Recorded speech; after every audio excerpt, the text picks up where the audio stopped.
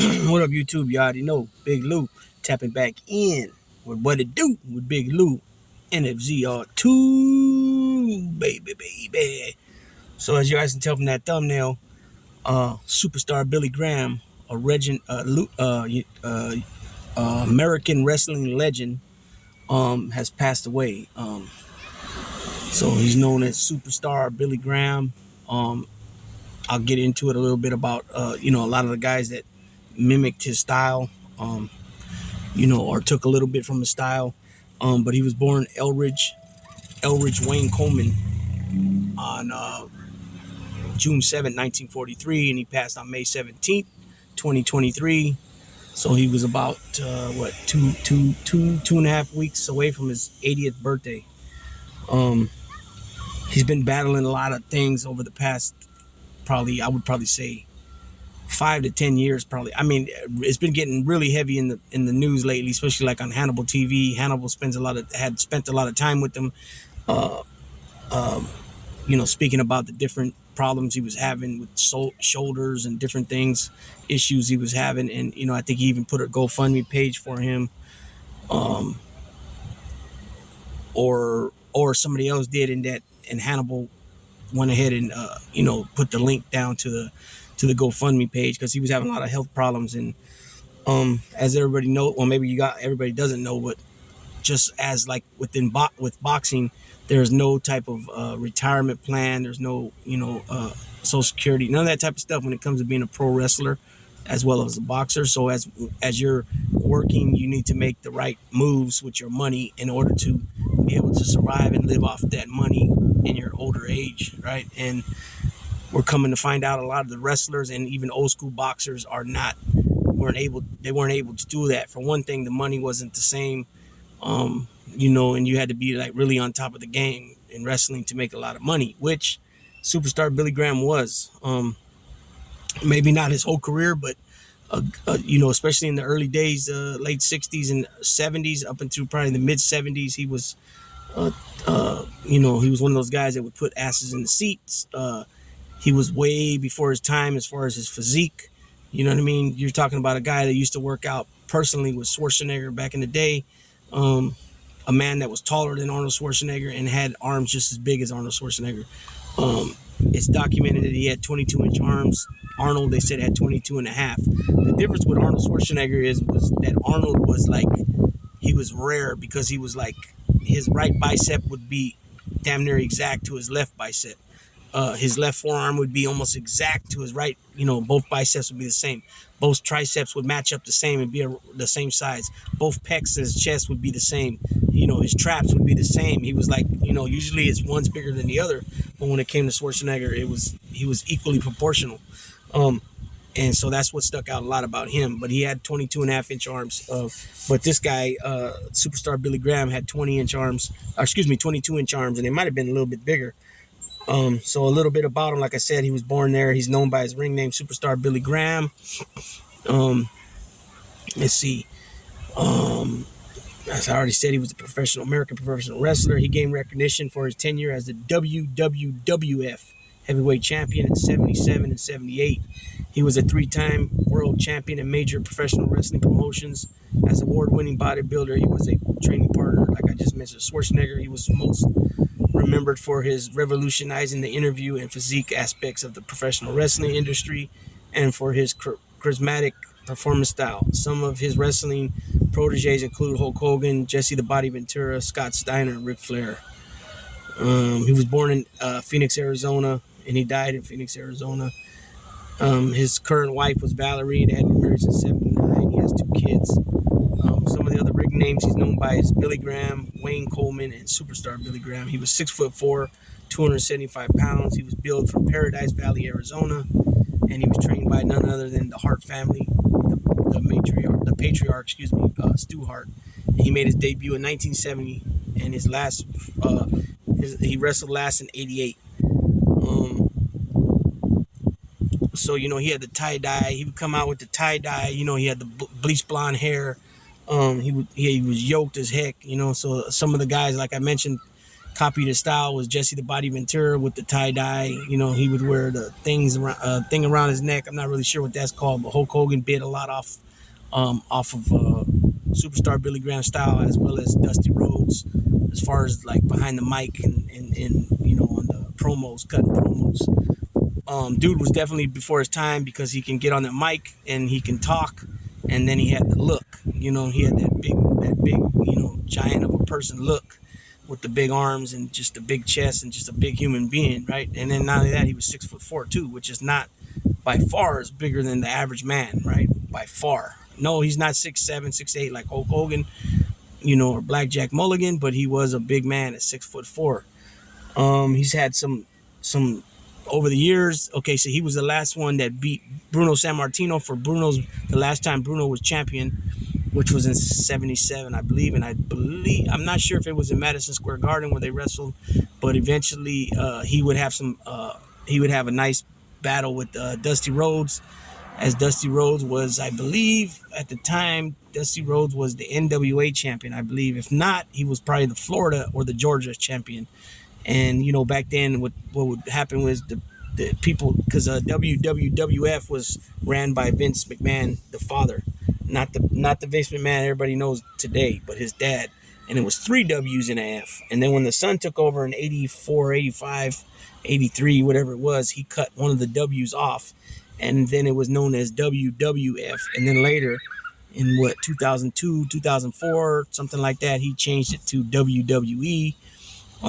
It was a couple of reasons for that. One was because of the wildlife. There was a wildlife issue with their initials for their company.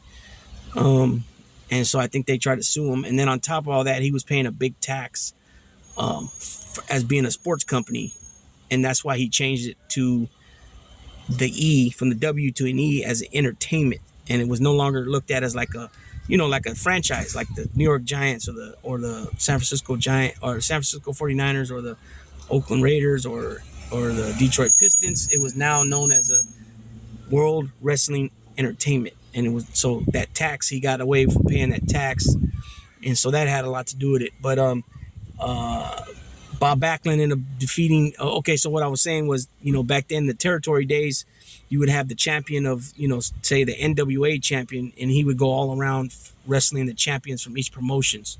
So that's why I'm thinking that Dusty was the NWA champ at the time, and he went around and then he wrestled WWF's champ. And I think it came to a draw. But eventually Bob Backlund beat him as the new babyface of the WWF, and he defeated superstar Billy Graham, and then that set up eventually for Hulk Hogan to take over, because Iron Sheik ended up beating him, and then Hulk Hogan beat Iron Sheik, and then the rest is history. And there went Hulkamania and the big time, you know, the big bucks of rock and wrestling, you know, all that stuff. You guys all remember that from the 80s, from 85 on, how big Hulk Hogan was in the WWF with Jake the Snake and all them guys, you know, Ricky Steamboat, Jimmy Snuka, Roddy Piper, Big John Studd, King Kong Bundy, Andre the Giant, so on and so forth. You know, Nikolai Volkov, Iron Sheik, Coco Beware, you know, Hillbilly Jim, all those great iconic wrestlers of the 80s from the WWF. And so after that, he kind of bounced around from Georgia, Florida wrestling with Eddie Graham, and then also in Georgia, he wrestled for Jim Crockett Promotions. They even repackaged him as like this Kung Fu master or something like that. He was bald-headed now. He was a little thinner than before, a lot thinner.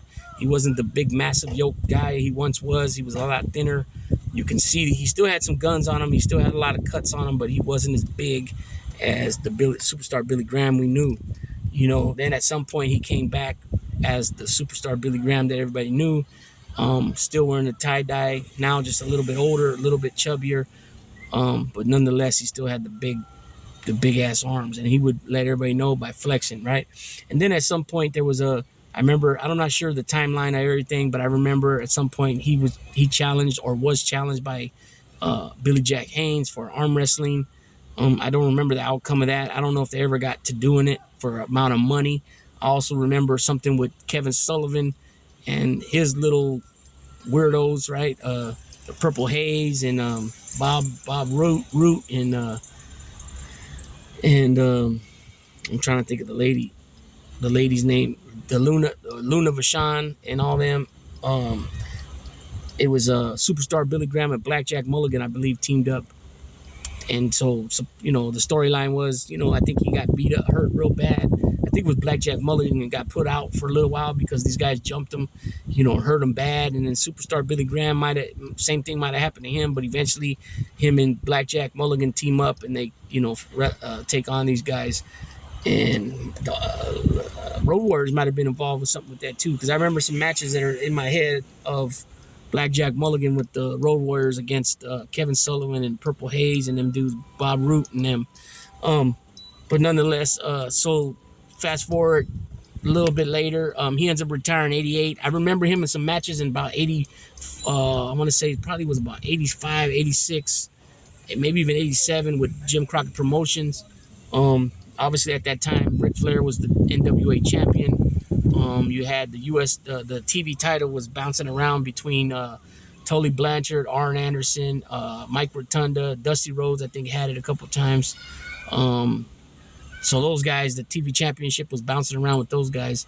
The U.S. champ was, I remember it bouncing around between Magnum TA, Nikita Koloff, Barry Windham, Lex Luger ends up getting it.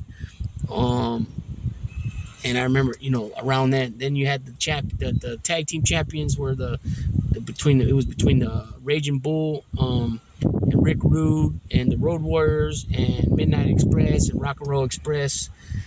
And then you had the U.S. titles, the U.S. tag team titles, and I remember the little guys. I can't think of their names right now. They were the small guys. They were holding it for a little while. Rock and Roll Express had it. I think even Steve Williams and Bam Bam had it. And then I remember and I think the Road Warriors too at some point there. But then I remember the 6-man tag team titles was the Road Warriors and Dusty. And then I remember the Powers of Pain and Ivan Koloff had it. So this was all around them times in the 80s, the mid to late 80s. The belts were bouncing back and forth. But for a long time there, the Four Horsemen had all the gold for a while there. They had the tag team titles. They had obviously Ric Flair had the championship, like I've just mentioned. TV was in Tully Blanchard, Arn Anderson, and then Barry Windham had the U.S. And then, like I said, tag team was Tully and Arn at different times. And so Superstar Billy Graham wasn't in the mix for all that. So he was kind of like the Jimmy Valiant, the Boogie Woogie Man, where they would come in, wrestle. They were old school guys. You know what I mean? They would get their victories on. They'd have a beef here and there with different guys. But he never captured no gold again. And then I remember him coming back in the WWF sometime after Jim Crockett Promotion, just before retiring, maybe 87, 88. Just, a few matches here and there. And then sometime in the early 90s, mid 90s, that was when the steroid thing came through.